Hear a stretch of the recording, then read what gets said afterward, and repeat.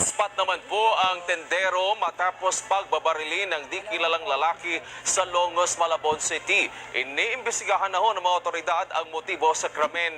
Magbabalita si Leosar Abelyada. Nakikita ang dalamhati ng pamilya ng isang lalaki na pinagbabaril sa Block 3, Halaan, Ali, Barangay Longos, Malabon City, bandang alas 2 ng hapon.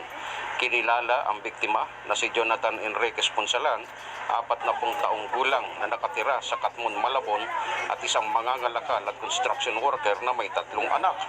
Ayon sa pamangkin nito, nakasama ni Jonathan habang nagtitinda sila ng merienda ay may isang lalaki ang lumapit dito. Sakay ng Japanese bike na agad na pinagbabaril ang biktima.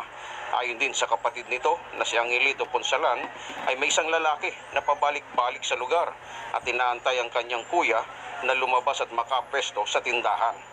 Agad-agad naman ang pagresponde ng Malabon City Police Substation 5, Longos Substation sa pinangyarihan ng insidente.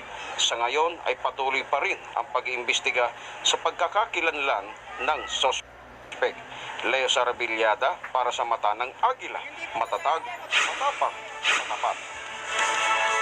Patay naman po ang isang